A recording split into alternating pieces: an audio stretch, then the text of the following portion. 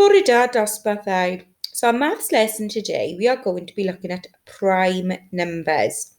And our learning objective is to know what a prime number is and be able to determine or know the prime numbers from 1 to 100. So what actually is a prime number? So a prime number, numbers with just two factors, 1 and itself. Now, yesterday you looked at factors and the day before you looked at multiples. So remember, our factors are times tables that reach a certain target number. So for example, if we were looking at the factors of 8, so 8 is our target number, we would go through our times tables until we find the numbers that times together to make 8. So 1 times 8 is 8. 2 times 4 is 8. So factors of 8 would be 1, 8, 2, and 4. You did this yesterday when you did the factor rainbows. So factors help us with prime numbers. Let's work it out. Is 5 a prime number? So what factors give us the answer of 5? Let's go through there. So we've got 1 times 5 is 5. Can we do 2 times anything that would make 5? No. 3 times anything? No. 4? No.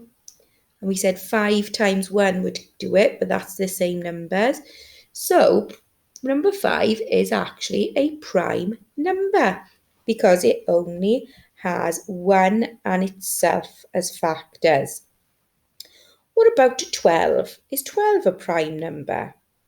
Well, we've got 1 times 12. We've got 2 times 6. We've got 3 times 4. So we've got factors for 12 are 1, 12, 2, 6, 3, and 4. So no, 12 is not a prime number because it has more than just 1 and itself. Is 13 a prime number? So we can do 1 times 13. We can't do 2 times anything that would give us 13. Or 3. No, not 4 either. So that tells me that 13 is a prime number because it can only have factors of 1 and itself. Is 1 a prime number? Well, if we times anything over 1, the answer would be bigger. So yes, 1 is a prime number. So let's go back through our numbers and our answers here. Are all prime numbers odd numbers? So we had a prime number here, which was 1 and 5. We had all of our prime numbers here. Well, all of our factors here, sorry. So our factors here were 1, 12. We had 2 and 6. We had 3 and 4. So 12 wasn't. 13, we just had 1 and 13. And this one, we had 1. So looking down that list, looking down that list there, we can see our prime numbers are all odd. Here, here, and here. You might need to investigate this further as you continue with your activity.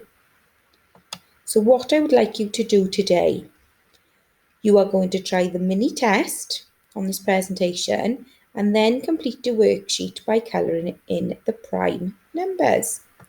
So we have a mini test.